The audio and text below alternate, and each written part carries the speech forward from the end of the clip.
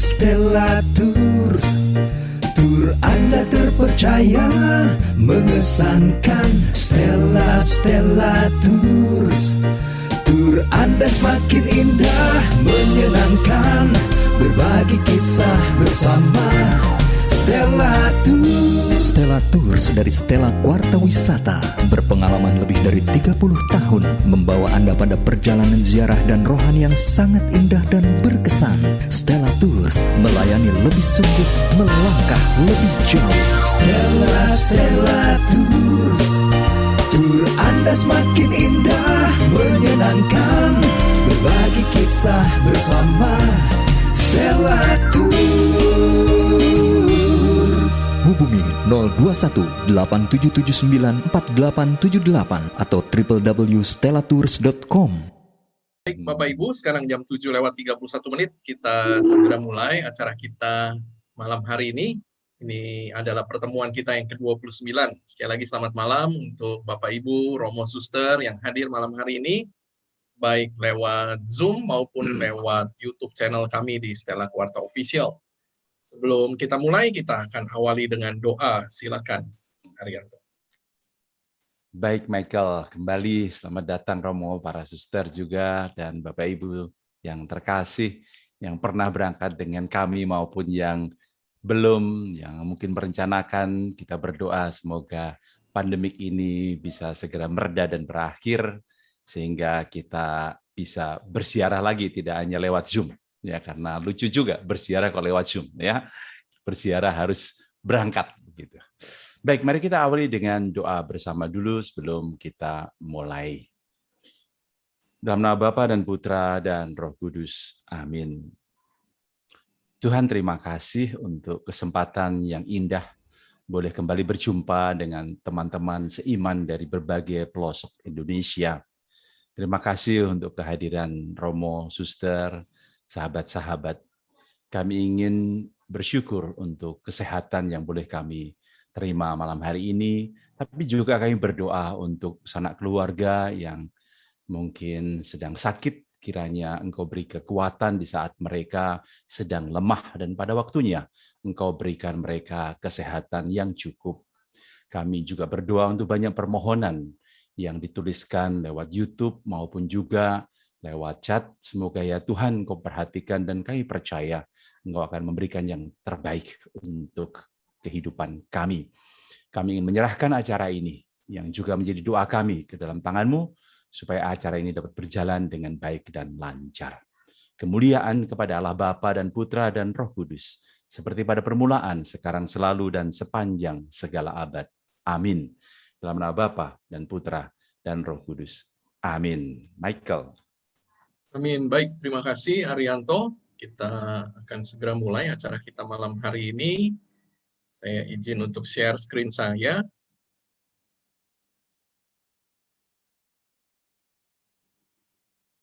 Oke, baik Bapak Ibu, sekali lagi selamat datang di acara kita Stella Warta Virtual Pilgrimage Series. Sebelumnya kami mohon maaf kalau minggu lalu kami harus rubah acaranya ke malam hari ini karena bertepatan minggu lalu dengan saudara-saudara kita semua merayakan malam takbiran ya, dan saya baru ingat di rumah Arianto pasti akan sangat ramai, jadi mungkin nanti agak sedikit terganggu untuk acara kita. Jadi kita putuskan untuk dipindahkan ke malam hari ini. Oke, ini adalah pertemuan kita yang ke-29. Ya, tidak terasa kita sudah bersama-sama selama 29 kali di dalam pertemuan kita. Seperti biasa, Bapak Ibu, mohon untuk semua mikrofon dapat nonaktif selama acara berlangsung, dan nanti Bapak Ibu di akhir acara, silakan kalau ada yang ingin ditanyakan, baik melalui chat maupun untuk membuka mikrofonnya. Acara saya kira agak sedikit panjang malam hari ini, ya karena cukup banyak juga yang akan kita lihat di dalam perjalanan ziarah di Sisilia, dan ada beberapa kisah yang menarik yang nanti Arianto akan sampaikan. Bapak Ibu semua, selamat memperingati kenaikan Isa Al-Masih yang sudah kita lalui pada hari Kamis yang lalu. Bagi Bapak Ibu yang belum subscribe YouTube channel kami di Stella Quarta Official, silahkan Bapak Ibu boleh subscribe dan juga boleh bagikan tentunya kepada saudara dan teman-teman untuk juga mensubscribe YouTube channel kami, untuk kami bisa tetap berbagi di dalam sharing-sharing kami. Kemudian juga silahkan Bapak Ibu bisa follow Facebook kami di Stella Quarta Wisata dan Instagram kami di stella.quarta. Juga Bapak Ibu, ya, supaya selalu bisa diingatkan oleh kami untuk mengirimkan WhatsApp ke nomor kami di 0818783552, ya, supaya dari kantor selalu bisa ingatkan Bapak Ibu semua untuk acara-acara kami. Kami sudah merekapitulasi Bapak Ibu seluruh program yang pernah kami buat sampai minggu yang lalu atau 2 minggu yang lalu di pertemuan yang ke-28. Ya, ini dari yang pertama kita mulai di tanggal 7 Oktober saat itu, tahun 2020. Juga virtual pilgrimage series special yang pernah kami adakan. Dan acara yang tidak kalah menariknya yang sudah kita lakukan selama 15 kali pertemuan, yaitu Biblical Journey with Father Joseph. Ya, ini bercerita tentunya mengenai semua tempat-tempat yang biasa kita kunjungi di dalam perjalanan ziarah kita ke Tanah Suci. Kami bekerja sama Bapak Ibu dengan Yayasan Sesawi untuk mendukung program Dupang atau Dukung Panggilan, membantu pendidikan calon imam di Seminari Menengah Santo Petrus Canisius di Mertoyudan dan Seminari Menengah Santo Laurentius di Ketapang, Kalimantan Barat. Silakan bagi Bapak Ibu yang tergerak hatinya untuk dapat melihat datanya yang ada di layar. Juga kita tetap mau bersama-sama mendukung karya-karya Fransiskan di Tanah Suci lewat Komisariat Tanah Suci Indonesia. Silahkan juga Bapak Ibu untuk datanya ada di layar Bapak Ibu semua. Bagi Bapak Ibu yang masih ingin memiliki ziarah batin dan mendapatkan kesempatan untuk bisa berziarah secara gratis ke Tanah Suci bersama Stella Quarta dan toko buku Obor, silahkan bisa langsung kontak toko buku Obor dan dapatkan diskon 30%. Baik, kita akan mulai Bapak Ibu acara kita malam hari ini. Ya, perjalanan ziarah ke Pulau Sisilia di Italia. Bapak Ibu melanjutkan ziarah virtual kita 2 minggu yang lalu dan 3 minggu yang lalu, di mana kita sudah mengunjungi Pulau Malta, ya, pulau yang sangat spesial yang ada di Laut Tengah, dan kita sudah melihat begitu banyak tempat-tempat yang sangat menarik dan juga sangat historis di dalam sejarah kekristenan. Dan setelah dari Malta, Bapak Ibu, di dalam perjalanan ziarah yang biasa kami lakukan, maka kami akan melanjutkan ke Sisilia, Italia. Ya, jadi kita akan menyeberang Laut Tengah dengan kapal feri cepat. Ya, perjalanannya kurang lebih sekitar 2 jam, Bapak Ibu, dengan kapal feri cepat itu. Dan saya sendiri pernah menjalani ini 2 kali. Pengalaman saya ombaknya di pagi hari, karena kita selalu berlayar di pagi hari ya, itu cukup besar dan cukup memabukkan. Ya, jadi memang untuk perjalanan ini kami selalu juga mengingatkan Bapak Ibu semua, khususnya bagi yang gampang sekali mabuk, untuk membawa antimo yang pasti.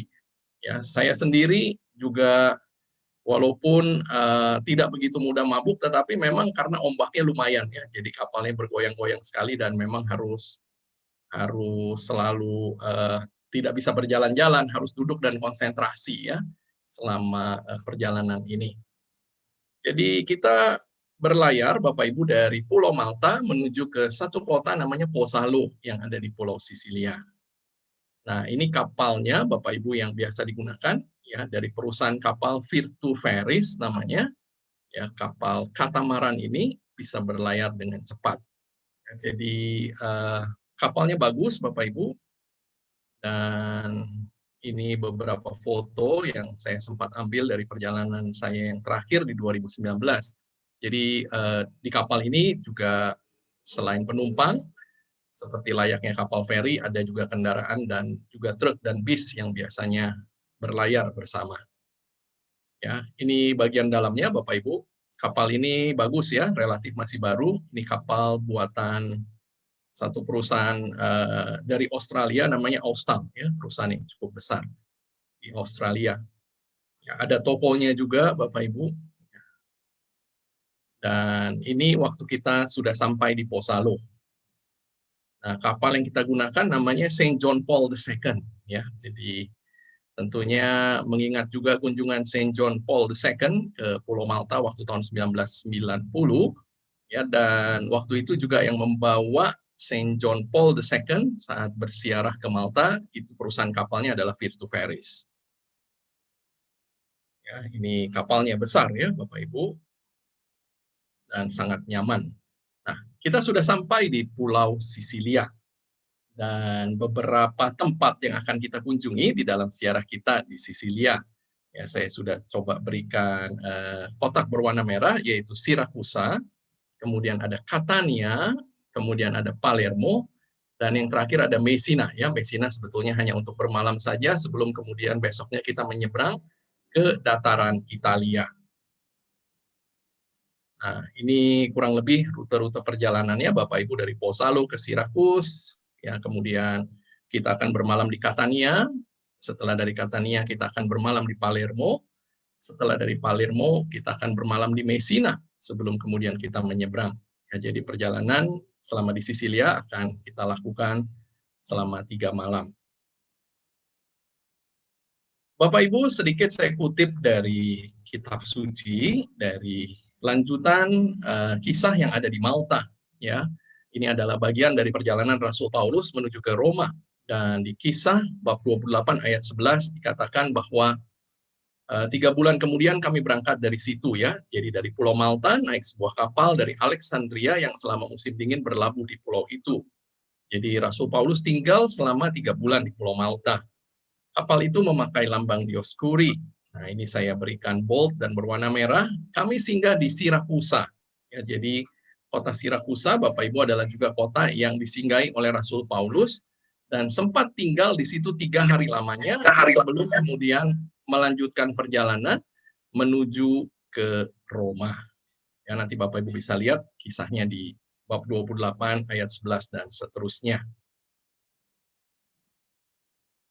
Nah, Bapak Ibu, kunjungan yang biasa kita lakukan setelah kita tiba di Sisilia, ya, masih relatif pagi hari, kemudian kita akan menuju ke Siracusa dan kita akan melihat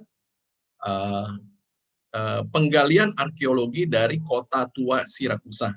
Ya, jadi ini adalah beberapa foto yang saya ambil dari kunjungan kita di penggalian arkeologi di Siracusa ini. Ya, ini beberapa bagian dari zaman kuno yang ada di kota kuno Siracusa. Ya, kita lihat kalau kotanya besar, Bapak Ibu, dan kota ini juga kota yang tentunya sangat ramai pada masa itu, kota utama juga yang ada di Sisilia.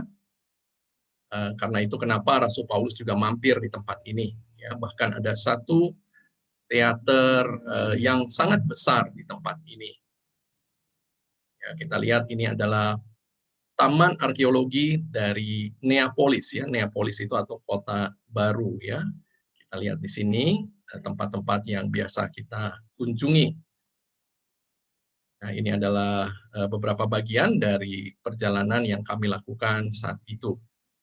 Ya, ini grup yang terakhir, Bapak Ibu, dan karena tentunya orang-orang Romawi pada saat itu adalah penyembah pagan atau penyembah dewa-dewi, karena itu banyak sekali kuil-kuil, termasuk ada satu gua alam di sini, ya, di mana mereka juga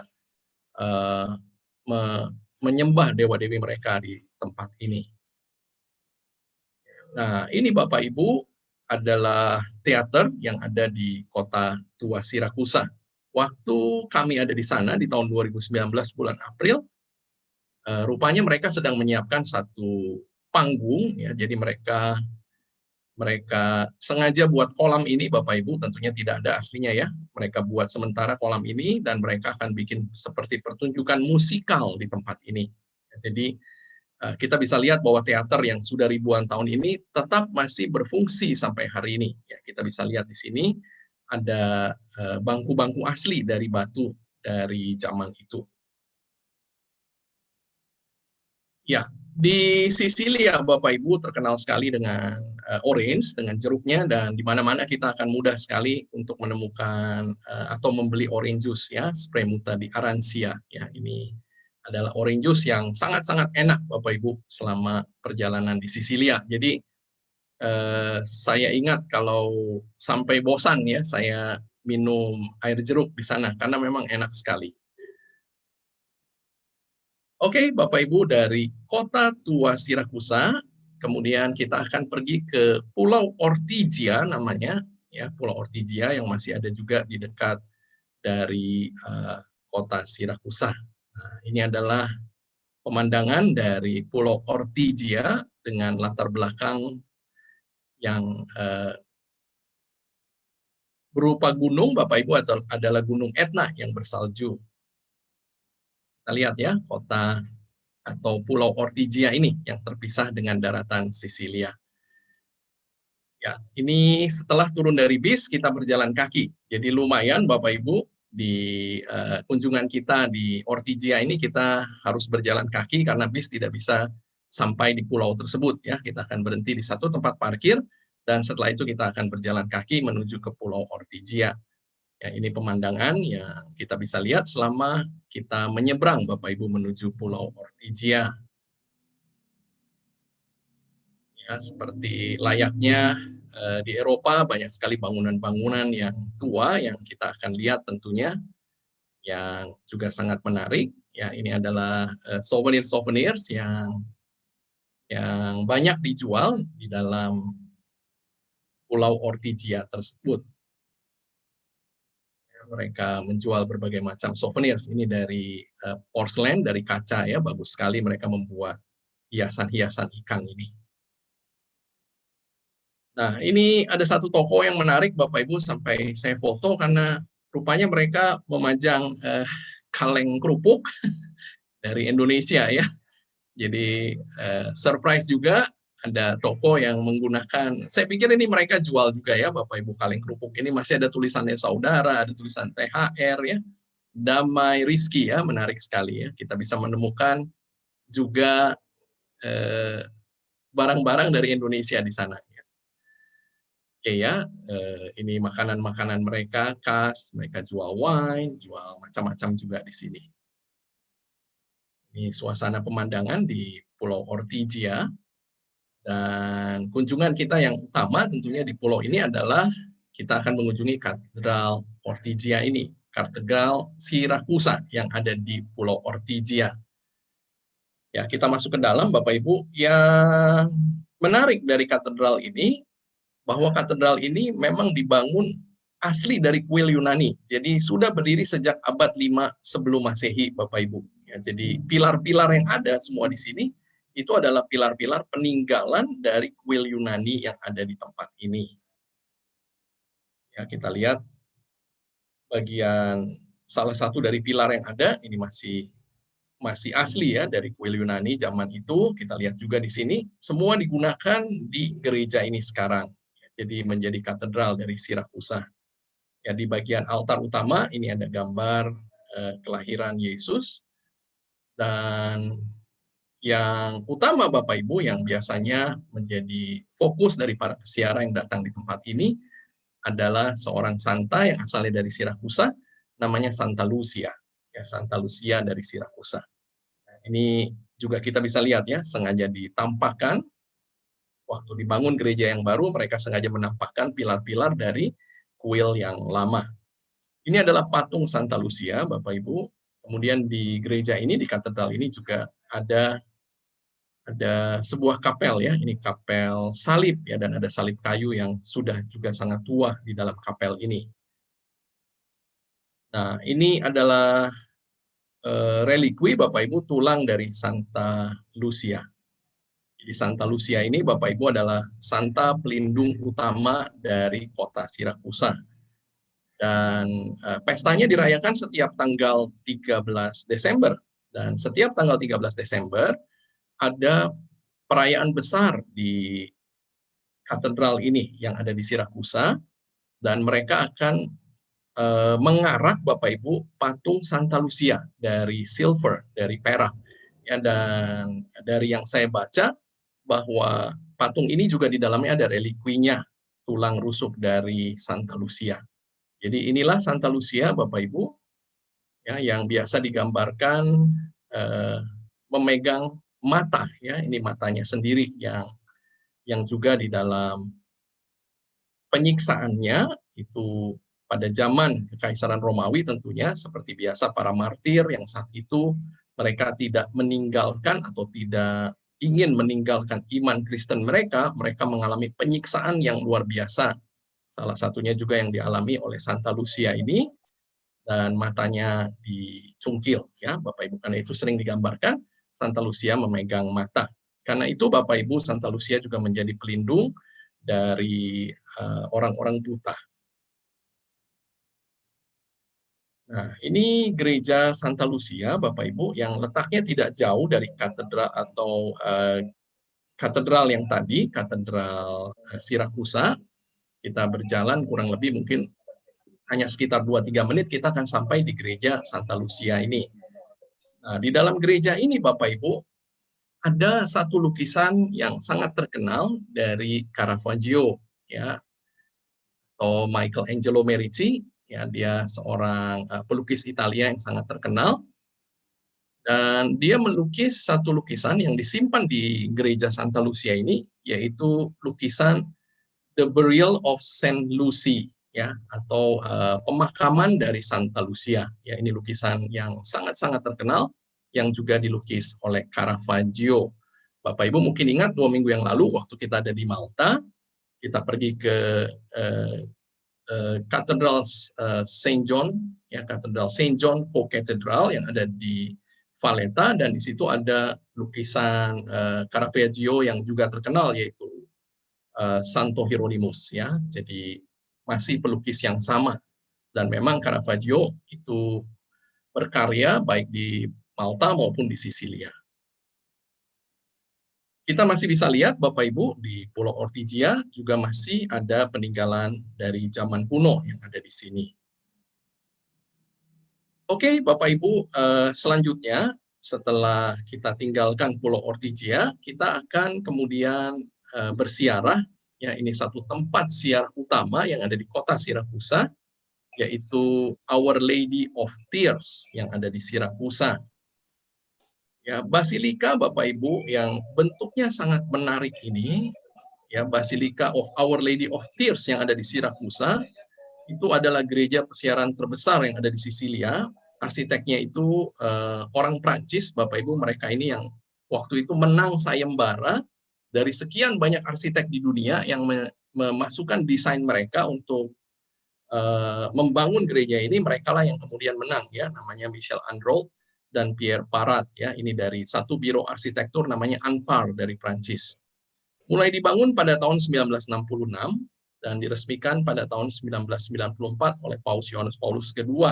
Jadi pembangunannya kurang lebih memakan waktu selama 28 tahun. Ya, nanti Arianto akan cerita lagi yang lebih details Bapak Ibu mengenai Basilika ini. Kapasitasnya 11.000 orang dengan 6.000 tempat duduk, ya, diameter dari lingkarannya itu 71,4 meter dan tingginya Bapak Ibu sampai yang tertinggi itu adalah 94,3 meter.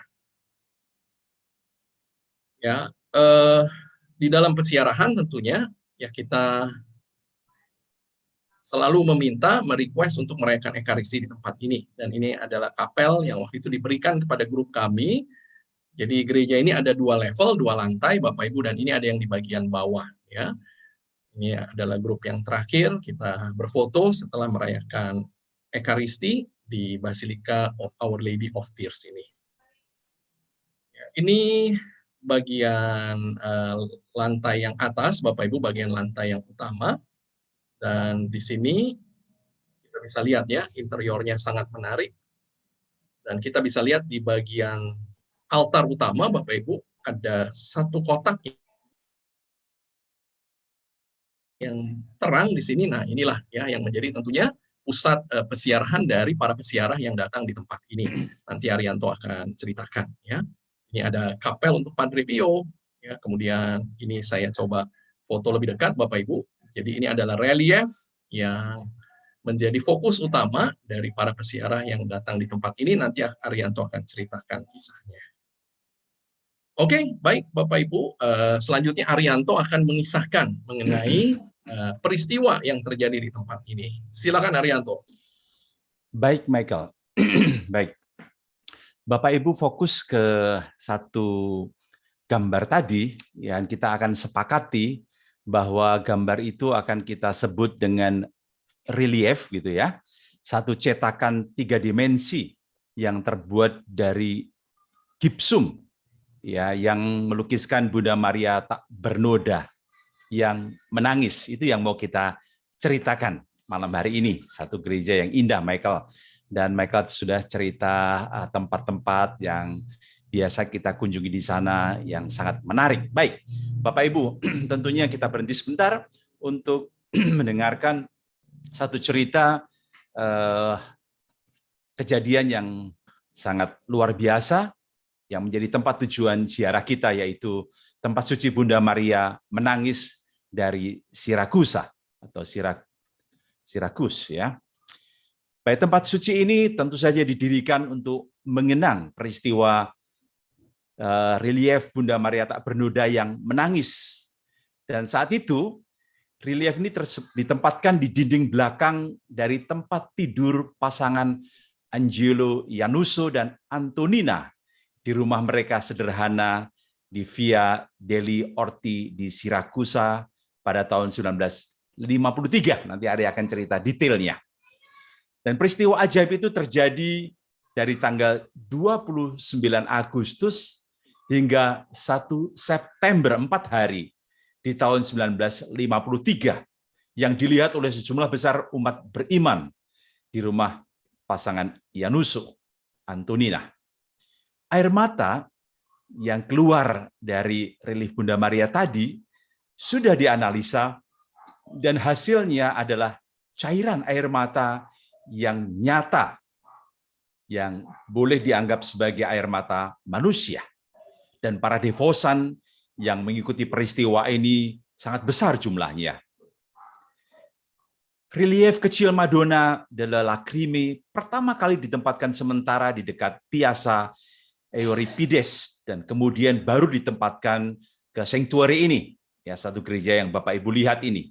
Dan tempat suci ini dirancang pada tahun 1957 oleh arsitek Prancis, tadi Michael sudah menyebutkan, Michel Andrew dan Pierre Para, yang mengikuti kompetisi internasional. Jadi sebuah bangunan yang dirancang tidak main-main. Namun ada masalah juga. Pembangunan yang dimulai pada tahun 1966 dengan gaya modern yang sangat ekstrim dari proyek ini mendapatkan banyak kontroversi dari masyarakat.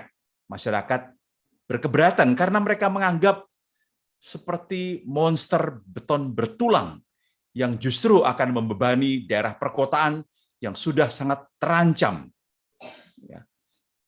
Dan keberatan ini menunda pembangunan yang baru selesai pada tahun 1994. Dan 20 tahun kemudian, 1994, 6 November, diresmikan oleh Paus Yohanes Paulus yang kedua. Jadi pastilah Paus meresmikan gereja ini, pasti ada sesuatu yang layak kita pelajari, layak kita pahami. Dan tempat suci ini terdiri dari ruang bawah tanah dan juga bagian atas dari gereja tersebut, yang bentuk utama gereja berbentuk kerucut, ya, tadi kita sudah lihat, yang terbuat dari tulang rusuk beton bertulang yang mencapai tinggi total itu sampai 74 meter, jadi tinggi sekali. Diatapi mahkota baja setinggi 20 meter yang menopang patung Bunda Maria dari perunggu yang berlapis emas oleh Francisco Caldarella. Dikelilingi oleh lingkaran cahaya dengan bahan-bahan bulat dengan jari-jari yang melingkar. Di gereja atas adalah altar pusat. Nah, ini altar pusat yang menyimpan relief suci tersebut, ya, bisa dilihat di bawah kaki salib Yesus. Ya, ini fokus utama. Di samping-sampingnya ada kapel-kapel. Dari kanan misalnya ada kapel kain kafan suci dan diletakkan reproduksinya di sana. Kapel Santo Yosef dan juga kapel Santa Lucia, seorang santa yang juga sangat dikenal menjadi pelindung dari Sirakusa di sini. Dan di sebelah kiri ada sakramen Maha Kudus, ada altar kasih, dan juga kapel Santo Pio dari Pietrelcina yang kita pernah cerita ketika kita berziarah ke San Giovanni Rotondo. Bapak Ibu bisa melihat lagi di YouTube kita. Di lantai ruang bawah tanah juga disimpan sisa-sisa peninggalan Romawi dan juga barang-barang antik yang terdiri dari makam orang yang tidak beragama atau pagan pada waktu itu. Juga sebuah ruangan besar dengan dinding yang dihiasi dengan mosaik-mosaik. Di ruang bawah tanah ada kapel Santo Corrado, Confalonieri, Santa Agata yang nanti juga kita akan cerita siapa Santa Agata secara lebih detail. Juga ada Santo Fransiskus dari Assisi, kita pernah cerita panjang lebar, dan lain-lain.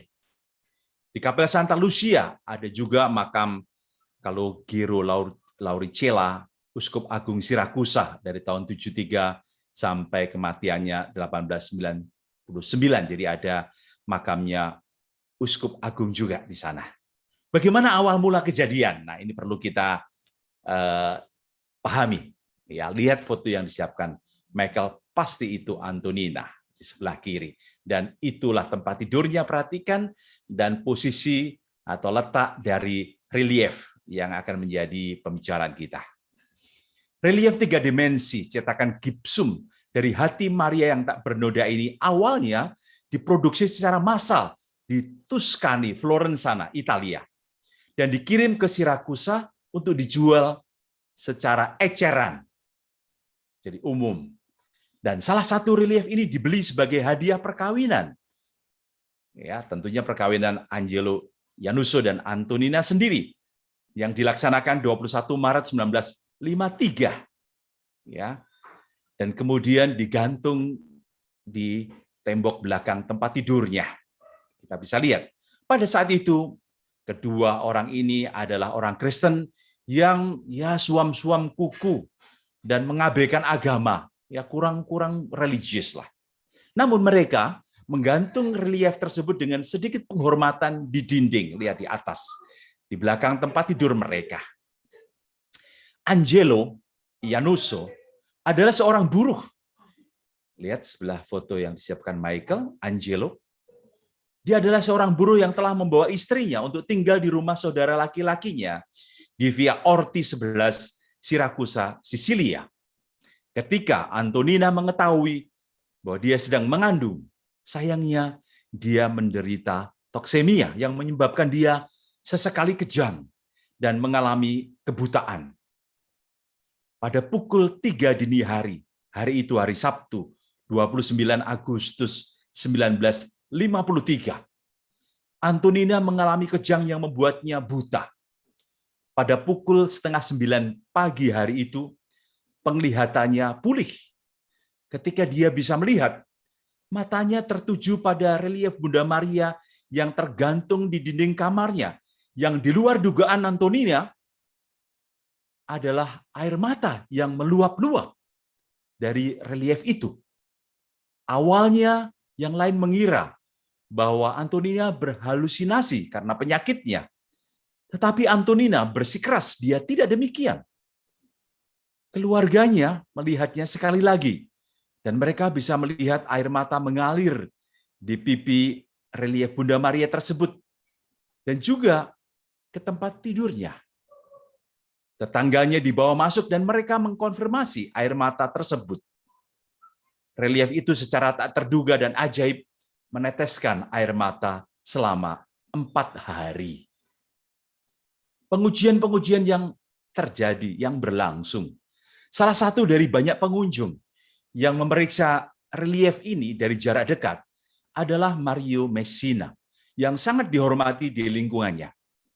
Setelah mengamat-amati pembentukan air mata yang lambat, dia menghapus gambar itu dari dinding, melihatnya dengan seksama, dan merasa puas bahwa air mata itu bukan hasil dari sumber air yang ada di dalamnya, di dalam relief tersebut, bukan. Setelah relief dikeringkan, 2 sobekan langsung muncul kembali. Berita tentang fenomena tersebut menyebar dengan cepat ke seluruh kota, membawa orang banyak yang memaksa masuk ke dalam ruangan dan berkumpul di jalan-jalan di sekitar rumah. Inspektur keamanan dengan izin pasangan itu bahkan kemudian menggantung relief itu di luar rumah untuk memuaskan rasa ingin tahu orang-orang. Tetapi kemudian melihat bahwa kerumunan orang tidak menunjukkan tanda-tanda berkurang, gambar itu dibawa ke petugas, ke kantor polisi dalam upaya untuk mengurangi kerumunan. Bisa dilihat gambar di sebelah kiri yang disiapkan Michael, relief Bunda Maria keluar air mata. Gambar itu menangis saat berada di luar gedung dan selama pengangkutan. Tetapi setelah 40 menit di kantor polisi, relief itu tidak menangis. Kemudian relief dikembalikan ke rumah Janus. Pada hari Minggu, 30 Agustus pukul 2 pagi, relief yang menangis tersebut ditempatkan di atas bantalan dan dipajang untuk orang-orang yang penasaran yang tetap berada di jalan sepanjang malam. Hari berikutnya, hari Senin, relief tersebut dipaku di atas pintu utama dan air mata dikumpulkan oleh orang-orang pada potongan kain dan gumpalan kapas. Pada hari Senin yang sama, untuk melindungi relief agar tidak jatuh, relief itu dibawa ke meja altar seadanya di luar rumah keluarga Luka yang tinggal di seberang jalan. Setelah banyak orang mendaraskan rosario, relief itu dikembalikan. 3 imam mengunjungi rumah itu selama waktu ini. Kemudian salah satunya mengumpulkan sekelompok imam, 4 dari latar belakang ilmiah, dan 3 untuk saksi, untuk membentuk sebuah komisi investigasi. Kemudian kelompok itu bertemu di rumah Ianuso pada hari Selasa 1 September untuk mempelajari fenomena tersebut, mengumpulkan sampel air mata untuk dianalisis. Relief diperiksa saat ia menangis, dan saat cairan terkumpul di ruang yang dibentuk oleh tangan Bunda Maria di atas jantung. Bisa dilihat tangan Bunda Maria yang memegang jantung itu. Komisi memeriksa dan tidak menemukan pori-pori atau penyimpangan di permukaan. Bagian belakangnya dilepas, bagian belakang dari relief ini dilepas, dan gipsum diteliti dan ditemukan kering. 6 lapis warna nitroselulosa dihitung pada gambar. Ini ditutupi dengan pernis.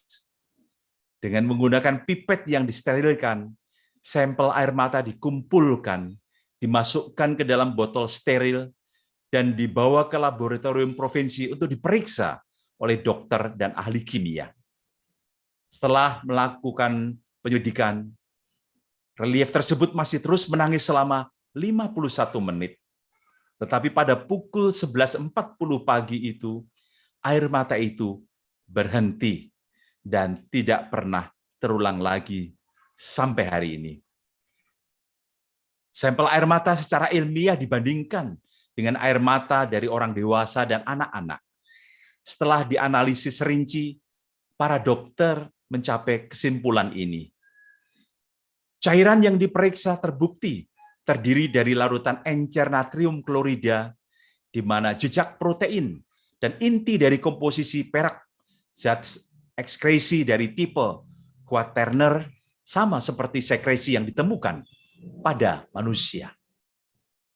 Penampilan, alkalinitas, dan komposisinya menyebabkan seseorang mempertimbangkan bahwa cairan yang diperiksa tersebut dapat disamakan dengan air mata manusia. Bagaimana deklarasi dari gereja?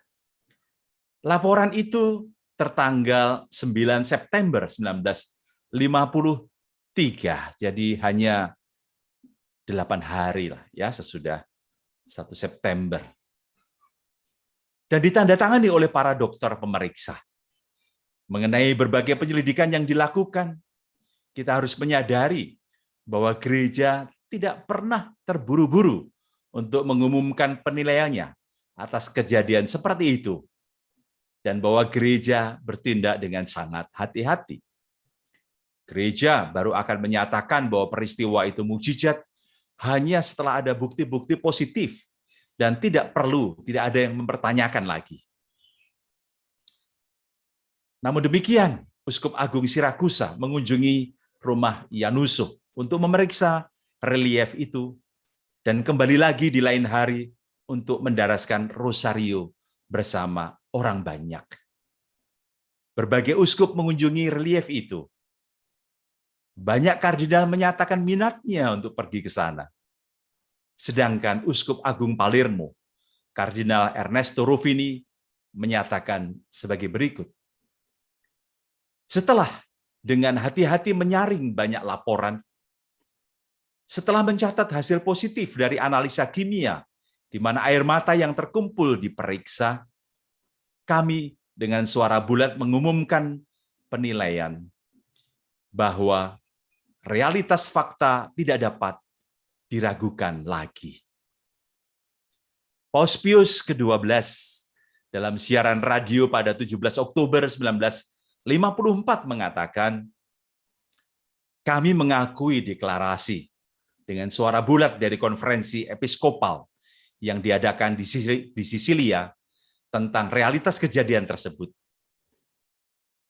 Akankah manusia bisa memahami bahasa misteri dari air mata tersebut? Itu yang dicatat oleh Paus Pius yang ke-12. Keajaiban dan reliku yang terjadi.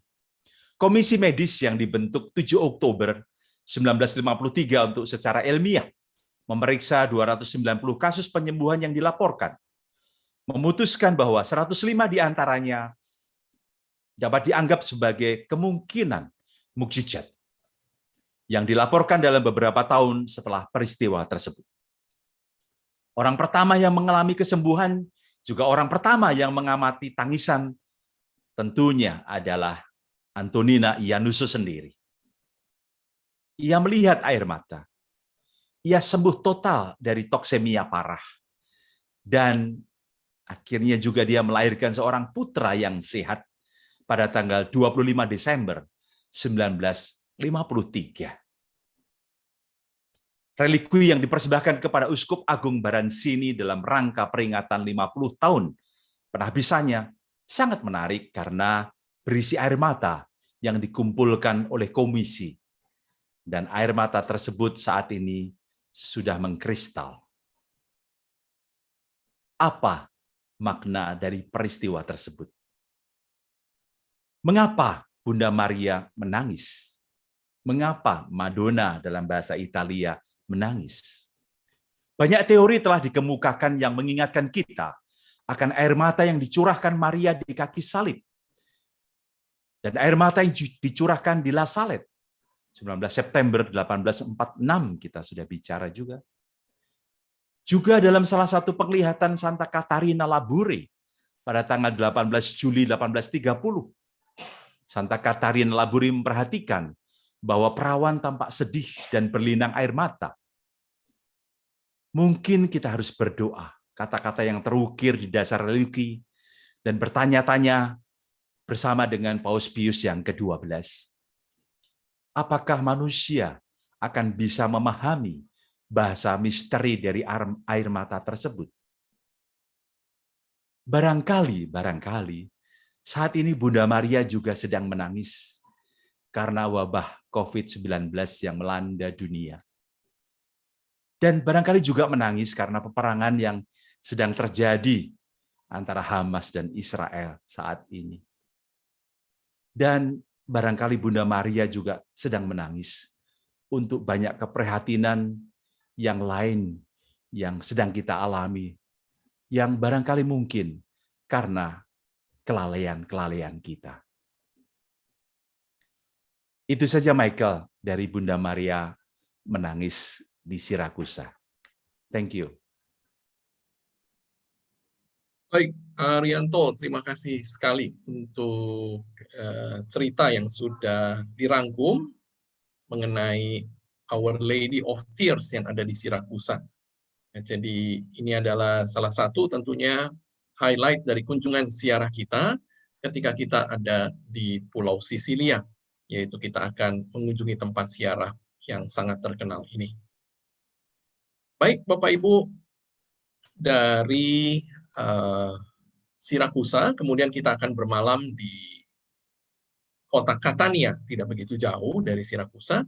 Dan keesokan harinya Bapak Ibu, di kota Catania ini kita akan mengunjungi satu tempat yang juga sangat spesial yang ada di kota Catania, yaitu Catania Katedral atau Duomo di Catania. Ya, kita juga merayakan Ekaristi pada saat itu.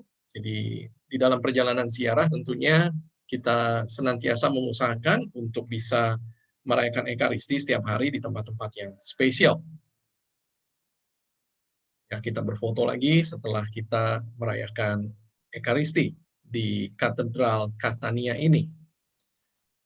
Katedral ini, Bapak Ibu, juga sangat-sangat penting ya, karena di dalam katedral ini itu tersimpan jenazah dari Santa Agata dari Sisilia.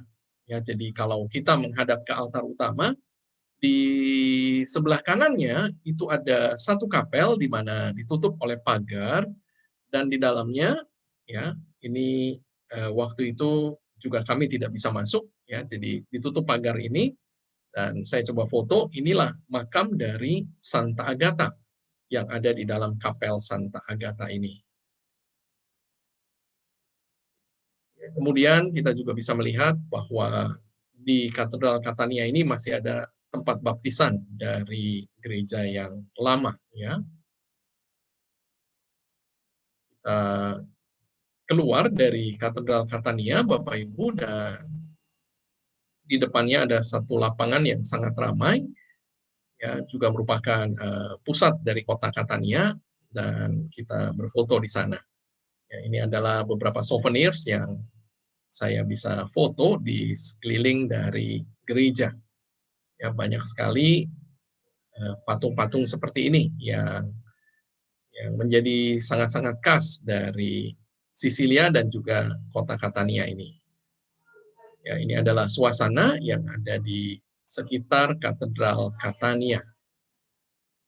Baik, Bapak Ibu, di Catania kita mau mengenang tentunya seorang santa yang juga sangat terkenal, yaitu Santa Agata, yang jenazahnya itu dimakamkan di Katedral Catania yang tadi kita sudah lihat. Arianto akan kembali melanjutkan dengan ceritanya mengenai Santa Agata. Silakan, Arianto. Thank you, Michael. Saya sapa teman-teman kita yang tadi ada di foto-foto yang juga hadir pada malam hari ini. Bapak Ibu sekalian, itu teman-teman kita yang sudah sering sekali berziarah dengan Stella Quarta. Juga pernah bersama saya, sebagian besar dari mereka ke Guadalupe, dan kami pergi juga ke waktu itu ke Amerika bagian timur, juga ada satu tempat ziarah dari Santo Antonius dari Padua, ya sebagian mereka juga ikut. Jadi selamat malam teman-teman semua, dan tentunya kita percaya mudah-mudahan lain waktu Bapak Ibu bisa juga berangkat bersama kami. Oke, thank you Michael. Kali ini kita bicara Santa Agata. Barangkali ada yang mempunyai nama baptis Santa Agata, ya. Boleh pakai H, boleh tidak pakai H, nggak ada masalah ya. Agata pakai H maupun tidak pakai huruf H. Baik. Santa Agata dalam bahasa Sisilia, Aita dari Sisilia, sama Aita, Agata, ya. Dikenal sebagai perawan dan martir. Beliau adalah pelindung Catania dan Malta, dan ada banyak kita bicarakan sekarang. Beliau hidup antara tahun 231 sampai 251. Ya, hidupnya cukup pendek karena memang beliau kemudian menjadi martir, dibunuh karena mempertahankan iman. Dia dikenal dengan nama Aita dari Sisilia. Tentu saja merupakan seorang suci Katolik, perawan dan martir. Peringatannya jatuh pada tanggal 5 Februari. Agata lahir di Catania atau Palermo, Sisilia, dan dia menjadi martir sekitar tahun 251. Dia adalah Santa Pelindung Catania, Molise, Malta, San Marino, dan juga Samaramala, sebuah kota madya dari provinsi Segovia di Spanyol. Ya, saya pernah juga ke Segovia di Spanyol. Dia juga Santa Pelindung di antaranya para penderita kanker payudara. Ya, nanti dia menderita menjadi martir karena payudaranya dipotong. Ya, ceritanya menarik. Kita lanjutkan. Ya, dia juga pelindung martir, perawat, pendiri lonceng, tukang roti, bahkan juga kebakaran dan gempa bumi, dan juga pelindung letusan Gunung Etna yang tidak jauh dari tempat ini, Gunung Etna yang sangat terkenal itu. Bagaimana sejarah awalnya? Agatha dimakamkan di Badia, Santa Agatha Catania. Tadi Bapak Ibu sudah lihat ya makamnya dalam gambar yang disiapkan Michael. Dia terdaftar di Martyrologium Hieronymianum di akhir abad ke-6 yang terkait dengan Hieronymus dan Synaxarion, kalender gereja Hadas sekitar tahun 530. Agatha juga muncul di salah satu Carmina Venantius Fortunatus. Dari catatan-catatan yang tadi saya sampaikan, kita bisa tahu bahwa Santa Agatha adalah seorang santa, seorang martir, perawan dan martir yang penting di dalam gereja. 2 gereja mula-mula didedikasikan kepadanya di Roma, terutama gereja Santa Agatha dei Goti di Via Priolo Gargalo. Gereja tituler dengan lengkungan mosaik dari tahun 460. Ya, lihat Michael menyiapkan gereja di Santa Agatha dei Goti. Ya, sebelah kiri di Mas Cirino Rionemonti. Ya, ini gerejanya. Ya. Pada abad ke-6, gereja diadaptasi ke Arianisme. Maka namanya berubah menjadi Santa Aita dari Goth. Ya. Dan kemudian dipulihkan kembali oleh Paus Gregorius Agung yang menegaskan kesucian tradisionalnya. Jadi campur tangan dari Paus Gregorius Agung juga di sini. Santa Agatha juga digambarkan dalam mosaik Basilika di San Apollinaire Nuovo di Ravenna, Italia, abad ke-6. Tadi kemarin saya juga sempat melihat Basilika Santa Apollinaire Nuovo di Ravenna, Italia, di mana ia muncul berpakaian mewah dalam prosesi para martir perempuan di sepanjang dinding utara Basilika ini. Kehidupan dari Santa Agatha sendiri, dia dikenal sebagai salah satu martir perawan yang paling dihormati di zaman Kristen kuno. Agatha dihukum mati selama penganiayaan Kaisar Decius yang berkuasa di tahun 250 sampai 253 di Catania, Sisilia, karena keyakinan imannya yang teguh dan tangguh.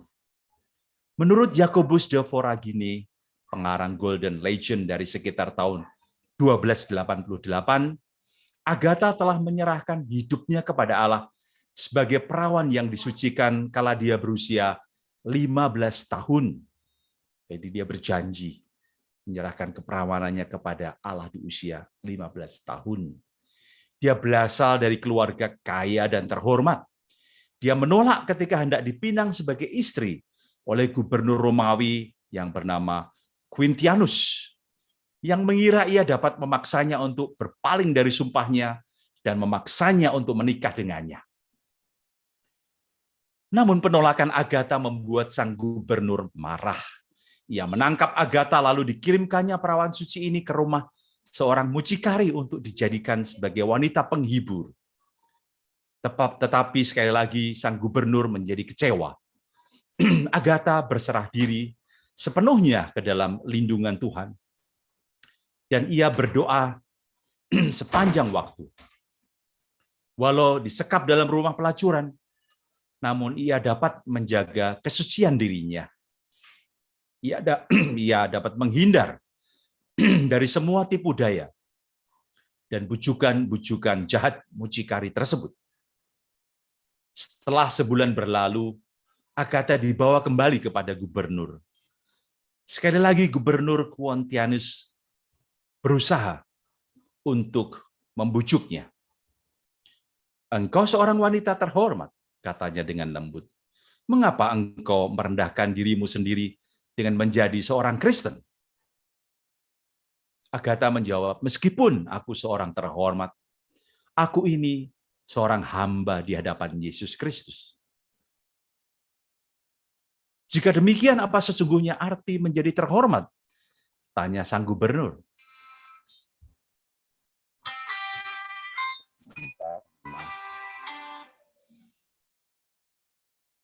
Lalu apa jawaban dari Agatha? Artinya, aku melayani Tuhan.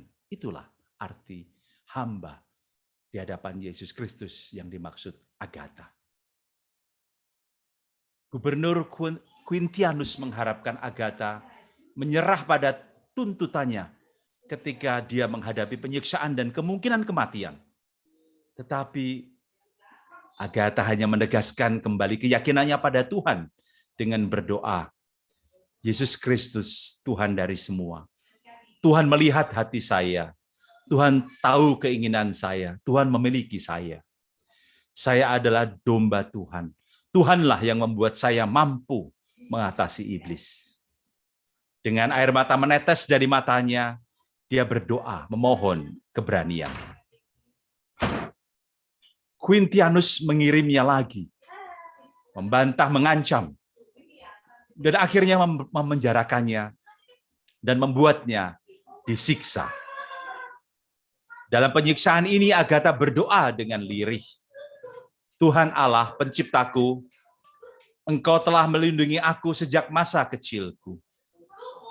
Engkau telah menjauhkan aku dari cinta duniawi dan memberiku ketabahan untuk menderita.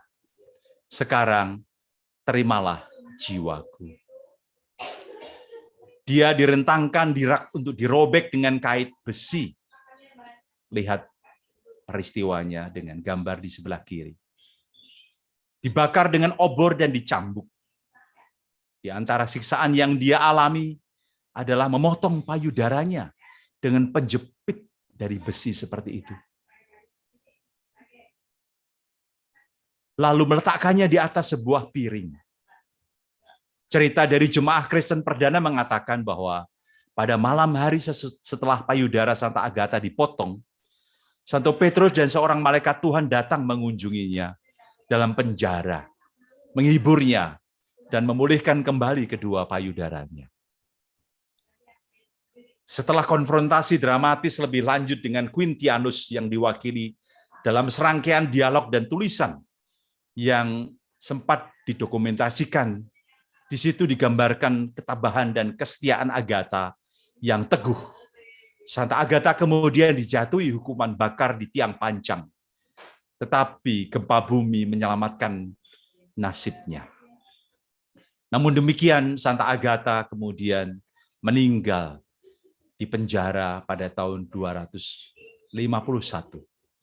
Kemartiran Santa Agatha telah dinyatakan kebenarannya, dan penghormatannya sebagai santa telah menyebar luas keluar dari tempat asalnya.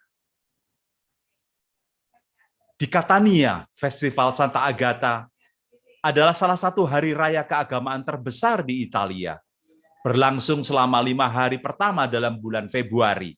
Ingat perayaannya 5 Februari. Katedral di Catania, yang tadi kita lihat katedral di Santa Agatha, adalah katedral yang didedikasikan, dipersembahkan untuk Santa Agatha.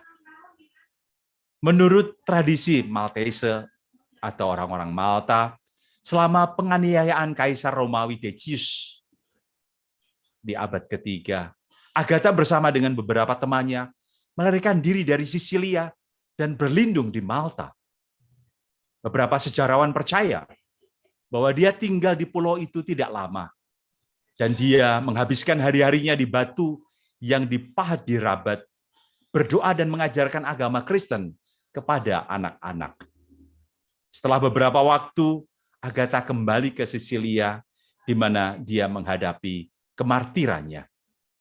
Agatha ditangkap dan dibawa ke hadapan Quintianus, pretor Catania, penguasa Catania, yang mengutukkan untuk menyiksa dan memenjarakannya.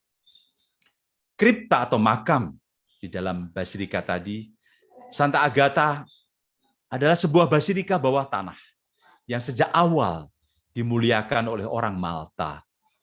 Kripta itu adalah sebuah gua alami kecil yang kemudian selama abad ke-4 dan ke-5 diperbesar dan dihias. Setelah era reformasi, Agatha dipertahankan dalam kalender buku doa umum gereja Inggris.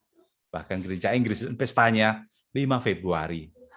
Beberapa gereja paroki di Inggris juga didedikasikan untuknya. Santa Agatha adalah pelindung di antaranya para korban pemerkosaan, pasien kanker payudara, perawat. Dia juga dianggap sebagai perantara bagi orang yang menderita kebakaran.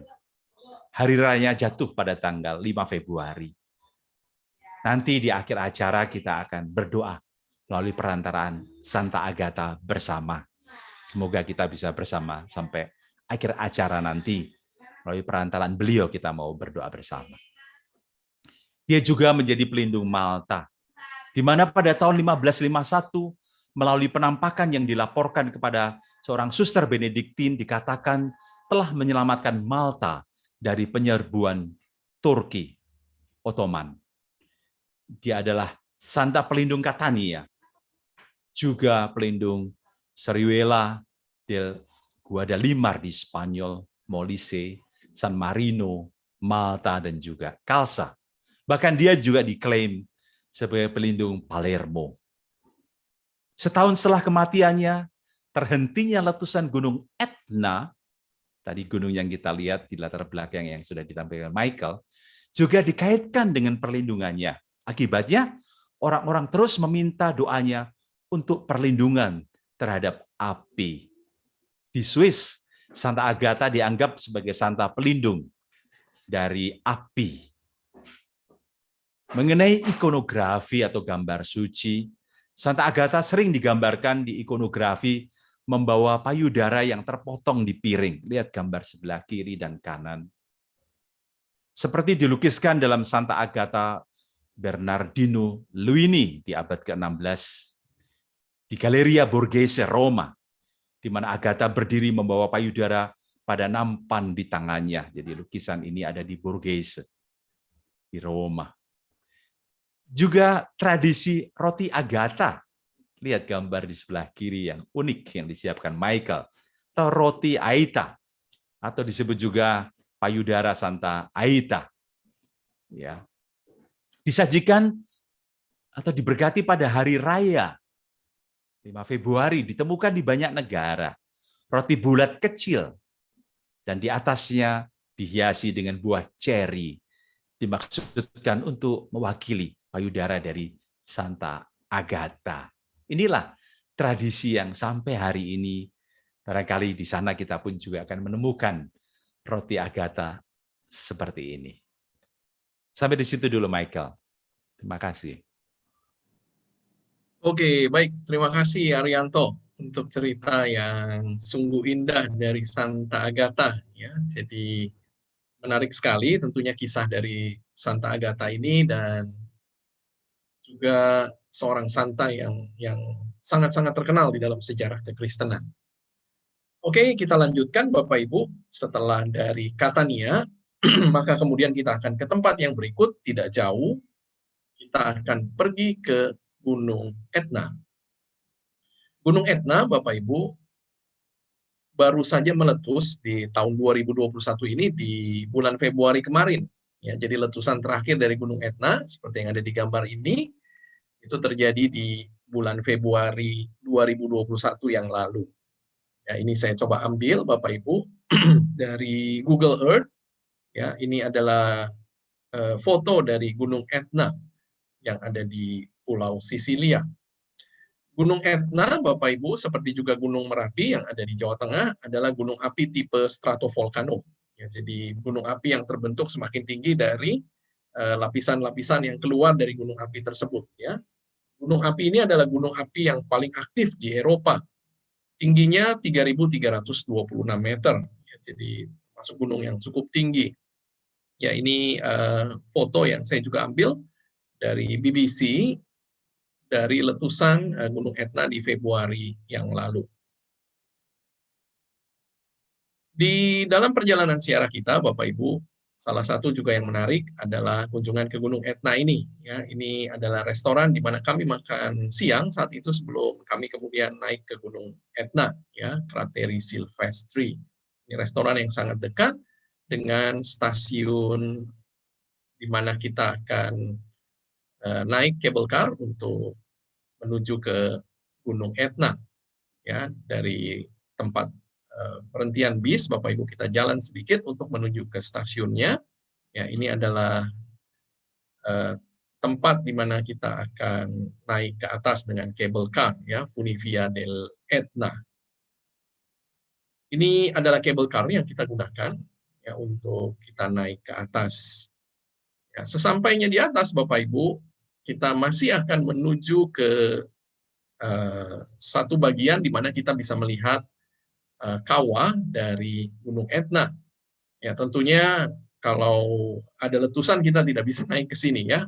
Jadi tentunya tempat ini hanya bisa dikunjungi ketika gunungnya sedang tidur atau sedang tidak aktif. Ya, ini adalah kendaraan 4x4 yang kita gunakan. Jadi setelah kita naik cable car, kemudian kita turun dan sampai di satu stasiun di atas, dan dari situ kita masih akan naik lagi dengan kendaraan truk 4x4 ini. Ya, ini adalah pemandangan yang kita bisa lihat, Bapak Ibu, ketika kita sudah sampai mendekati hampir puncak dari Gunung Etna. Ya, kita bisa lihat asapnya di sana. Waktu kami bulan April yang lalu ada di sana, di tahun 2019, ya, cuacanya dingin, Bapak Ibu, dan bahkan masih ada, bukan, ini salju, Bapak Ibu, ya, yang tercampur dengan pasir, dan suhunya itu 2 derajat Celcius di atas, ya, dingin sekali. Ya, ini kita berfoto, Bapak Ibu, indah sekali pemandangannya. Ya, grup yang terakhir di 2019 yang lalu, ya, senang sekali kita juga boleh sampai di tempat ini, karena tentunya ya namanya alam, ya, tidak selalu kita bisa duga-duga. Kita tentunya juga sangat tergantung kita bisa sampai di tempat ini dengan kondisi dari Gunung Etna sendiri, ya, karena itu kalau kita bisa sampai di tempat yang spesial seperti ini dan semuanya berjalan dengan lancar, tentunya itu karena semata-mata kemurahan Tuhan. Ya, ini kendaraan yang kita gunakan, ya. Jadi menarik sekali pemandangan yang ada di atas, Bapak Ibu. Ya, ini truk yang dimodifikasi sebagai sarana untuk mengangkut penumpang. Nah, kita kembali, Bapak Ibu, dari atas, kita turun lagi dengan cable car, dan kita akan sampai kemudian di tempat yang sama sebelum kemudian kita menuju ke kota yang berikutnya, yaitu kota Palermo. Nah, kita kemudian akan bermalam di Palermo untuk 1 malam. Keesokan paginya, Bapak Ibu, kita akan city tour di kota Palermo. Dan kota Palermo ini salah satu menurut saya di dalam perjalanan ziarah di Sisilia juga memiliki tempat-tempat yang sangat menarik untuk kita kunjungi. Ya, salah satunya yang biasa kita kunjungi adalah Istana Norman, ya, Istana Norman yang di dalamnya ada satu kapel yang sangat indah seperti yang ada di layar Bapak Ibu, namanya Kapel Palatina. Ya, jadi seperti mungkin pernah saya sampaikan, Bapak Ibu, ya, ketika saya pertama kali datang ke Sisilia di tahun 2013. Ya, saya sangat-sangat surprise dan terpesona sekali ketika saya bisa melihat gereja-gereja dengan gaya Bizantium seperti yang ada di layar ini, yang semuanya masih utuh. Ya, karena selama ini ketika saya datang misalnya di Turki, ya, saya tidak lagi bisa melihat gereja-gereja Bizantium itu secara utuh. Karena kebanyakan dari gereja yang ada itu semuanya mosaik-mosaik yang ada, ini semua mosaik, ya, Bapak Ibu. Itu sebagian sudah rusak, ya, karena tentunya tempatnya juga sudah dikuasai oleh saudara-saudara kita orang-orang Islam, ya, dan sebagian juga bahkan sudah menjadi masjid, ya. Tetapi Bapak Ibu, di Sisilia kita masih bisa melihat bagaimana kesenian Bizantium ini terpelihara dengan baik. Pulau Sisilia, Bapak Ibu, pernah dikuasai oleh orang-orang Islam, ya, jadi bahkan pulau ini pernah menjadi pusat kebudayaan Islam di Laut Tengah. Ya, sampai kemudian orang-orang Norman datang. Ya, jadi orang-orang Islam saya kira lebih dari 200 tahun ada di Sisilia ini, sebelum kemudian orang-orang Norman datang dan kemudian mengambil alih pulau Sisilia ini. Ya, jadi orang-orang Norman, Bapak Ibu, ya, dari namanya Norman, kita tahu bahwa mereka datang dari daerah Normandia yang ada di Prancis. Ya, mereka inilah yang kemudian mengalahkan pasukan Islam dan mengambil kembali Pulau Sisilia. Ya. Nah, kota Palermo, Bapak Ibu, ini menjadi ibu kotanya saat itu. Ya, karena itu kita bisa lihat ya bahwa di istana ini yang menjadi kediaman dari penguasa atau raja-raja Sisilia saat itu, ya bahkan sampai hari ini menjadi tempat sidang rakyat parlemen yang ada di Sisilia. Ya, nah mereka pada saat itu mendesain Bapak Ibu gereja-gereja mereka itu dengan bantuan dari arsitek-arsitek Bizantium. Karena itu kita lihat ya, gaya gerejanya tidak biasa kita temui di Eropa Barat. Tetapi ini adalah gereja atau gaya gereja yang sangat-sangat umum di boleh dikatakan di sisi sebelah timur atau kita sebut saja di gereja Kristen Timur. Ya, karena itu kenapa tadi saya bilang surprise banget ya, surprise sekali dan saya kira Sisilia ini harus menjadi salah satu cita-cita Bapak Ibu untuk pergi ziarah. Ya, karena memang kita nggak bisa ketemu lagi hal-hal ini di tempat-tempat lain. Ya, dan ini indah sekali Bapak Ibu ya. Saya coba kasih lihat beberapa fotonya. Ya, semua bagian atap dindingnya ini semua dilapisi oleh mosaik-mosaik yang dilapisi emas ya. Kita lihat ini adalah Yesus Pantokrator ya yang biasa kita temui di gereja timur. Kemudian kita juga lihat bagian atap yang dari kayu, Bapak Ibu. Ini sangat-sangat khas sebetulnya gaya Islam. Ya, karena itu seringkali gayanya disebut Arab Norman Bizantium. Ya, wow, luar biasa ya. 3 budaya yang ada, Arab, Norman, dan Bizantium itu termanifestasi di desain dari gereja-gereja dan istana ini. Ya, kita lihat beberapa bagian yang lain. Ini indah sekali Bapak Ibu. Kalau Bapak Ibu datang ke sini, Bapak Ibu akan terkagum-kagum. Ya, saya sendiri juga sangat kagum dengan bagaimana masih indahnya ya gereja-gereja yang ada di Sisilia ini. Ya, kita bisa lihat Bapak Ibu ya, beberapa bagian yang lain dari gereja yang saya sempat abadikan. Oke. Nah, kemudian kita keluar dari Kapel Palatina dan kita melihat bagian yang lain dari Norman Palace atau Istana Norman ini. Ya, istana ini pertama kali mulai dibangun itu abad ke-9. Ya, kemudian berangsur-angsur, berulang-ulang direnovasi tentunya. Ya, kita lihat juga bagaimana lengkung-lengkung yang sangat indah dari istana ini. Kemudian juga ini bagian luarnya, ya desain-desain jendelanya, lengkung-lengkungnya juga sangat-sangat menarik. Ya, ini adalah ruangan seperti General Assembly, ya ruangan rapat dari parlemen pemerintah Sisilia, ya. Karena ini dulu istana ya Bapak Ibu dari raja-raja Sisilia. Ya, kita bisa lihat juga bagian-bagian yang lain, tidak hanya kapelnya saja yang indah, tetapi bagian-bagian yang lain juga dilapisi dengan mosaik-mosaik berwarna emas. Ya, ini bagian luar, Bapak Ibu, dari luar mungkin tidak terlalu spesial, ya bentuknya seperti ini. Dan sekarang ini semua ini adalah museum, ya. Jadi kita bisa masuk ke dalam, kita harus membeli tiket tentunya untuk bisa melihat istana Norman ini. Nah, dari situ Bapak Ibu kita kemudian berjalan ke katedral kota Palermo. Ya, ini juga katedral yang sudah sangat tua dari abad ke-12. Ya, kita sempat berfoto, kita waktu itu tidak masuk ke dalam, ya kita berfoto di depan katedral Palermo. Ya, ini katedral juga yang besar yang ada di Palermo. Kita lihat juga desainnya sangat-sangat bagus. Ya, kemudian kita berjalan, Bapak Ibu, city tour jalan kaki di kota Palermo ini. Ya, ini beberapa pemandangan yang waktu itu kita bisa temui di sudut dari kota Palermo. Ya, seperti biasa banyak sekali seniman-seniman yang ada. Ya, kita sampai di satu square namanya Pretoria Square. Ya, di sini ada juga patung monumen yang sangat indah ya, yang ada di kota Palermo. Nah, kemudian Bapak Ibu kita akan berkunjung ke satu gereja kecil, ya ini namanya gereja San Cataldo. Ya.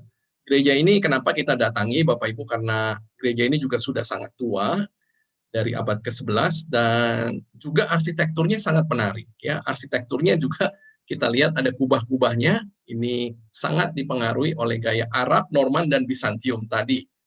Ya, kita masuk ke dalam dan kita lihat dalamnya ya. Ini juga gereja yang sudah sangat tua yang ada di kota Palermo, ya menjadi salah satu tempat juga yang sangat terkenal di kota Palermo ini. Oke, kita bisa lihat Bapak Ibu, bagian atasnya semua dibangun dengan batu ya. Tentunya berbeda sekali desainnya dengan Kapel Palatina tadi, karena itu adalah kapel kerajaan. Oke, Bapak Ibu, dari Palermo kita kemudian akan naik bus, ya tidak terlalu jauh, mungkin sekitar 30 menit, kita akan sampai di satu tempat namanya Monreale. Ya, Monreale ini Bapak Ibu juga tidak kalah indahnya, ya ada satu katedral ya yang ada juga di kota ini. Ya, ini beberapa souvenirs yang kita bisa temui dalam perjalanan kita dari tempat parkir bus sampai ke katedralnya Monreale. Ya, ini adalah bagian depan Bapak Ibu dari katedral Monreale. Ya, ini juga dari abad ke-11, jadi sudah sangat tua.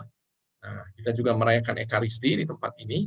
Jadi setiap hari ya Bapak Ibu di Sisilia, di masing-masing kota, di tempat-tempat yang spesial, kita merayakan Ekaristi di dalam perjalanan ziarah kita. Nah, ini juga luar biasa Bapak Ibu. Tidak kalah indahnya. Katedral Monreale, seperti tadi juga Kapel Palatina, masih meninggalkan bagaimana indahnya kesenian gereja Bizantium. Ya. Jadi mungkin saya sedikit sampaikan mengenai Bizantium, Bapak Ibu. Bizantium itu adalah simpelnya sebutan yang biasa kita gunakan untuk Kekaisaran Romawi yang telah menjadi Kristen. Ya, jadi sebelumnya mereka menyembah paganisme, dewa-dewi, kemudian sejak zaman Konstantin, dan kemudian kaisar yang berikutnya, maka seluruh Romawi menjadi Kristen, dan setelah itulah kemudian biasa kita sebut bahwa itu masuk ke zaman namanya Bizantium. Ya, zaman inilah di mana kemudian kekristenan berkembang dengan sangat luar biasa, di banyak tempat di sekitaran Eropa dan juga khususnya di Timur Tengah dan di Asia. Abad 4 sampai 6 gitu ya, Mike ya? Ya, abad 4 sampai 6. Tetapi Bizantium sendiri sebetulnya runtuh ketika Konstantinopel, ya Konstantinopel atau Istanbul sekarang ini itu jatuh ke tangan Turki, Bapak Ibu, itu tahun 1453, abad ke-15. Ya, kita lihat beberapa sudut dari Katedral Monreale, dan salah satu yang paling indah menurut saya di katedral ini adalah mozaik Yesus yang ada di atas altar. Ya, ini besar sekali Bapak Ibu dan indah sekali ya. Ya, kalau kita lihat tangan Yesus seperti ini Bapak Ibu. Ya, ini adalah salah satu yang sangat khas di dalam kesenian gereja Bizantium ya, untuk menggambarkan Yesus dengan dua kodrat ya. Jadi Yesus itu punya dua kodrat, yaitu 100% manusia dan 100% ilahi, 100% Allah. Ya, biasanya tangannya digambarkan seperti ini. Kita jarang temui ya Bapak Ibu hal-hal ini tentunya ketika kita datang di Eropa Barat, tetapi ketika kita datang di Sisilia, wah, kita bisa melihat semua yang sangat menarik dari kesenian Bizantium. Oke, ya ini bagian luarnya. Kemudian kita lihat beberapa sudut dari kota Monreale. Ya, dari tempat parkir bus tidak jauh ya Bapak Ibu, walaupun agak naik sedikit. Ya mungkin sekitar 10 menit jalan kaki kita akan sampai di Katedral Monreale. Ya, ini beberapa souvenirs yang dijual oleh mereka di Monreale ya. Juga tentunya tidak lepas kalau di Italia ini mereka sangat terkenal dengan wine dan juga dengan makanan-makanan khas mereka.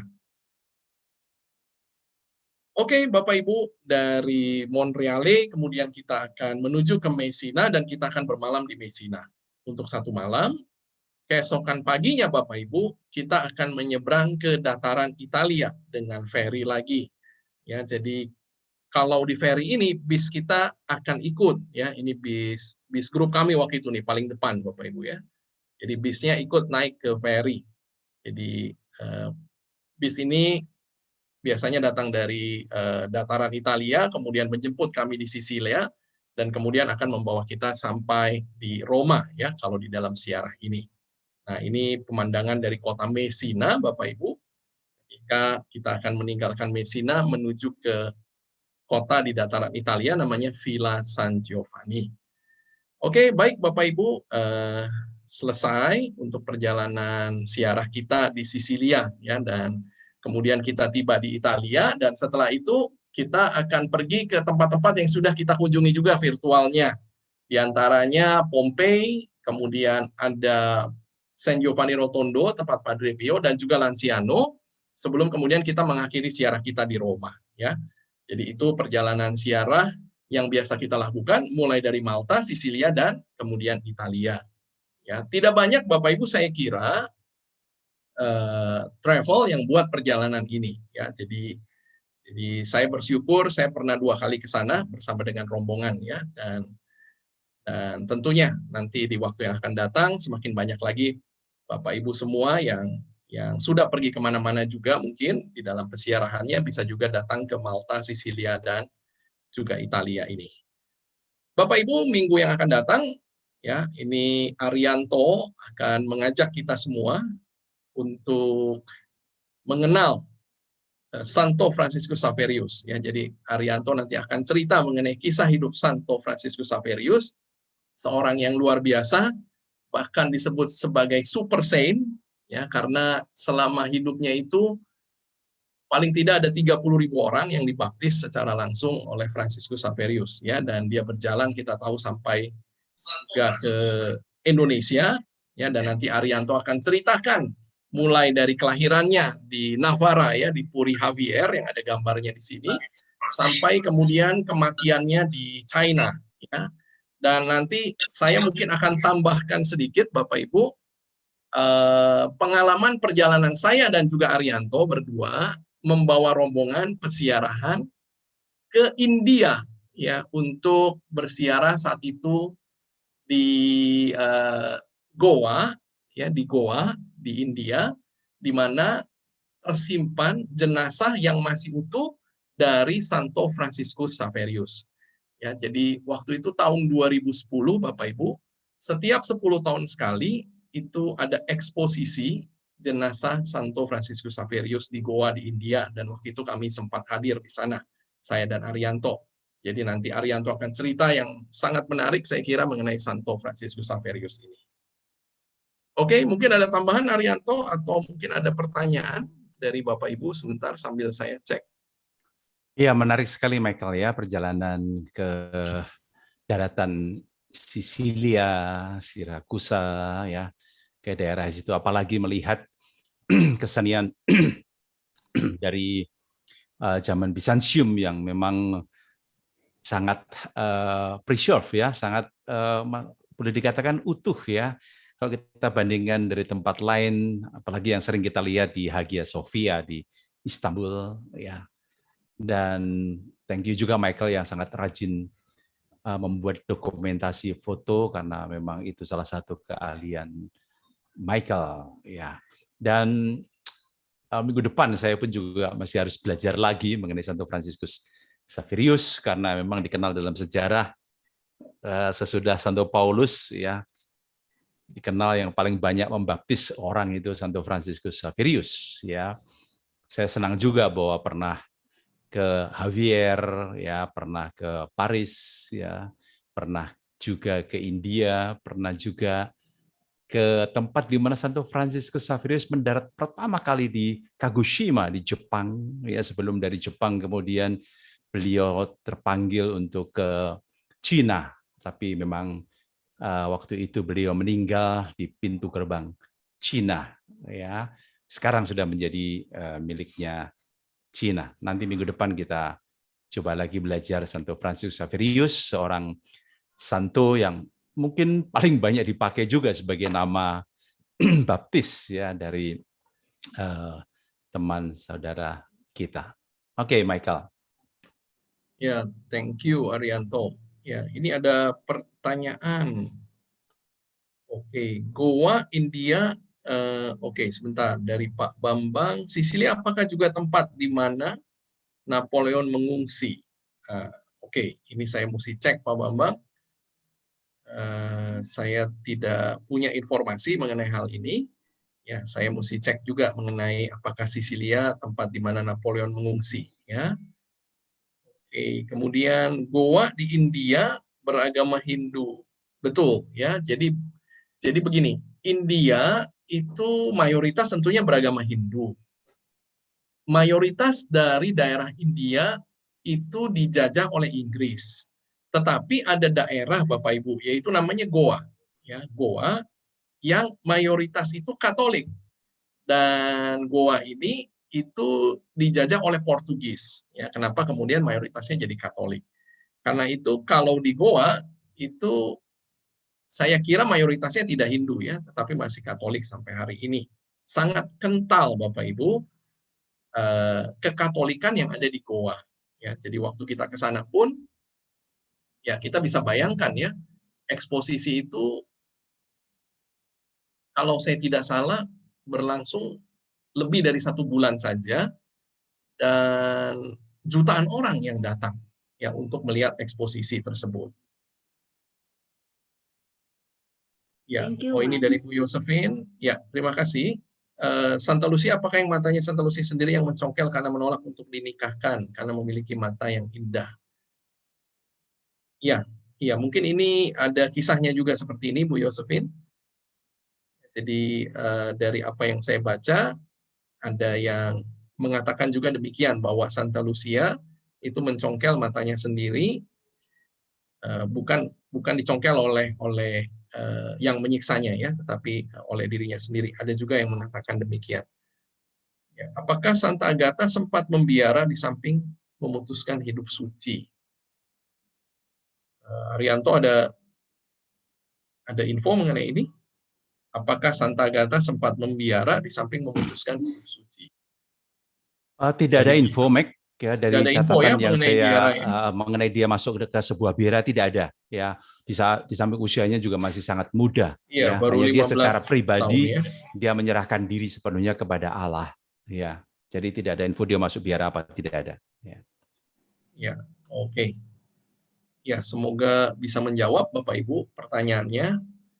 Kecuali tadi ya yang Napoleon di Sisilia. Nah, ini harus saya cek dulu. Ya, ini tambahan dari Pak Julius, keputusan hidup perawan pada saat itu adalah keputusan pribadi oleh karena iman. Oke. Benar. Oke, ini tambahan dari Bu Yosefin di Gereja Santa Lucia di Long Beach di California, ada juga relikwinya ya. Jadi saya kira terkenal juga ya Santa Lucia, ada saya kira di mana-mana sangat dihormati. Oke. Apakah ada pertanyaan lain, Bapak Ibu? Kalau mungkin tidak ada pertanyaan lagi, nanti kita akan tutup. Sebelumnya saya akan lanjutkan sedikit share screen-nya ya. Mike, nanti ditutup berkat ada Romo, Mike. Dari boleh. Tanjung Karang, Mike Romo Stefanus ya. Romo nanti mohon bantuannya. Oke. Ya, Bapak Ibu, kami merencanakan di tahun 2022 untuk perjalanan Napaktilas Rasul Paulus di Malta, Sisilia, dan kemudian juga di Italia ya. Jadi kita akan mengunjungi kota Rabat, Medina, Valletta, di Gozo, di Malta, kemudian Siracusa, Catania, Mount Etna, Palermo, yang kita sudah berkunjung secara virtual malam hari ini, dan juga Pompei, Sorrento, San Giovanni Rotondo, tempat Padre Pio, Lanciano, dan Roma, ya tanggal 18 April sampai 2 Mei 2022. Ya, 15 hari perjalanan. Bagi Bapak Ibu yang masih ingin membeli buku Buen Camino, masih bisa mendapatkan harga spesial Rp40.000 di luar ongkos kirim. Silakan Bapak Ibu bisa kontak kami di 0818783552 untuk pemesanannya ya. Masih ada bukunya Bapak Ibu kalau mau beli. Baik Bapak Ibu, sekali lagi yang belum subscribe YouTube channel kami di Stella Quarta Official, silahkan Bapak Ibu bisa subscribe. Kemudian Facebook kami di Stella Quarta Wisata dan Instagram kami di stella.quarta. Kami selalu update acara-acara kami di sana, dan juga WhatsApp kami ya di 0818783552. Kami sudah siapkan juga rekapitulasi dari seluruh acara yang kami buat, yang Bapak Ibu bisa saksikan ulang semuanya di YouTube channel kami di Stella Quarta Official. Ya, ini juga yang kami buat acara VPS Special dan juga Biblical Journey with Father Joseph. Ya, jadi tentunya semua ini adalah bagian dari ucapan terima kasih kami semua juga kepada Bapak Ibu yang pernah bersiara bersama dengan kami, yang kami buatkan di YouTube channel supaya kita juga bisa berbagi ya mengenai pengalaman pesiarahan yang begitu indah yang sudah boleh kami jalani selama 25 tahun ini. Bagi Bapak Ibu yang punya banyak foto digital, yang belum mungkin sempat mencetak lagi, Bapak Ibu boleh untuk memikirkan mulai mencetak lagi karena file digital bisa rusak, bisa hilang, ya. Kita simpan mungkin di Facebook juga bisa dihack. Karena itu jangan sampai ya seperti banyak orang yang mengalami juga mereka kehilangan foto-fotonya, yang artinya kehilangan momen-momen indah dari dalam hidupnya. Dan salah satu yang kita bisa lakukan adalah dengan mencetak lagi, ya. Jadi silahkan klik di photobook.id. Bagi Bapak Ibu yang ingin melihat barang-barang rohani, ya sudah semakin sedikit stoknya Bapak Ibu, ya, karena sudah setahun lebih nggak bisa keluar lagi, belum bisa keluar ya, jadi banyak juga dari barang-barang rohani sudah menipis stoknya ya. Silahkan Bapak Ibu bisa melihat di catholicsouvenirs.com. Baik, terima kasih Bapak Ibu. Kita akan tutup acara malam hari ini dengan doa dan berkat dari Romo. Silakan Arianto. Romo Stefanus, boleh mikrofonnya dibuka, Romo? Iya. Michael boleh bukain juga mungkin, Michael. Iya. Bisa ya, Mike? Romo nanti bergabung ya, Mike? Baik. Sekali lagi nanti mohon Romo untuk membantu kami memberikan berkat sesudah doa Santa Agatha. Mari kita tutup acara kita dengan mohon kepada Tuhan lewat perantaraan Santa Agatha untuk semua ucup-ucup yang disampaikan Bapak Ibu sekalian melalui YouTube maupun juga melalui chat, dan apa yang menjadi kerinduan dari Bapak Ibu sekalian. Juga kita mohon dari Santa Agatha untuk tangguh di dalam iman kita. Mari kita hening sebentar. Dalam nama Bapa dan Putra dan Roh Kudus. Amin. Santa Agatha yang terkasih, perawan dan martir yang mulia, Engkau mengizinkan dirimu dicaci maki dan dihajar, disiksa di atas bangku penyiksaan. Engkau menderita karena disulut api dan ditusuk pedang, dan Engkau mengalami ini semua dalam cara yang paling menyakitkan. Di tengah-tengah siksaan dan derita ini, Engkau menghadapinya dalam sikap ketabahan yang menawan. Karena sikap heroikmu ini, Engkau menerima penghiburan ketika di tengah-tengah siksa dan derita itu, malaikat pelindungmu hadir menemanimu. Juga Tuhan Yesus sendiri hadir menghibur dan meringankan sakit dan deritamu.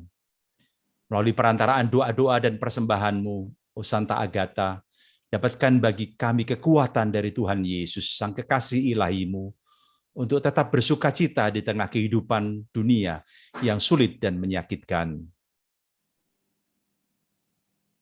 Semoga kami tetap menjalani hidup kami, tidak lari dari berbagai kesulitan dan penderitaan, dan tetap setia pada iman kami akan Tuhan Yesus dan Allah kami. Mintalah bagi kami rahmat ketekunan, agar bersama-sama denganmu kami bisa menikmati wajah Allah dan memuji untuk selama-lamanya. Romo Stefanus. Tuhan bersamamu. Dan sertamu juga. para saudara-saudari, keluarga kita masing-masing, komunitas kita, pelayan kita, terlebih pelayan kuarta. Istirahat kita malam hari ini senantiasa dibimbing, dilindungi, dan diberkati oleh Allah yang Maha Kuasa. Dalam nama Bapa dan Putra dan Roh Kudus. Amin. Amin. Terima kasih Romo Amin. Stefanus. Terima kasih, Romo. Salam Monsinyur Harun. Terima kasih banyak suster-suster, Bapak Ibu sekalian, teman-teman. Kita ketemu lagi minggu depan. Terima kasih. Makasih Pak Ari, Pak Michael. Terima kasih semua.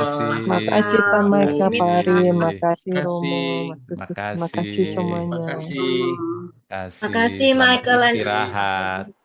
Minggu Terima depan. kasih Bapak Ibu Romo. Terima kasih. Terima kasih. Suster, terima kasih Suster. Selamat beristirahat. Ya, Terima istirahat kasih, semua. Suster. Terima kasih. Terima kasih Pak Mikael. Terima Terima kasih kasih, Pak Pak Sumanto. orang tersebut, dan kalau sekiranya doa itu dikabulkan. Terima kasih Michael. Terima kasih Bu Patricia. Thank you, Ibu Patricia. Arianto, terima kasih semuanya. Makasih, Romo Bu semuanya. Patricia. Terima kasih. Mari. I love you. Siapa anak-anak itu, Mike? Good night. Apa Good night, selesai selamat corona malam. ini? Amin, amin. Ya, amin. coronanya belum ini ya, masih menunggu dan menanti dan berdoa nih kita supaya coronanya Iya, sudah berdoa segera terus ya Pak selesai. Michael. Tidak. Iya, Terus sudah berharap. 1 tahun Udah capek lewat di 2 rumah bulan ya. bosan. Ya. Yang penting semua sehat-sehat. Suster. Malam. Malam, Terima kasih, Suster. Suster Francisca, Makasih. penyelenggara ilahi PI. Selamat malam, terima kasih Pak. Malam. Terima Terima kasih, kasih. Suster. Oke, Bapak Ibu, saya izin untuk mengakhiri acara kita malam hari ini. Saya akan end meeting. Arianto, thank you buat Thank you, semuanya. Michael. Semuanya sampai minggu Sampai depan. jumpa Semuanya selamat minggu istirahat. depan. Bye-bye. Selamat istirahat. Bye.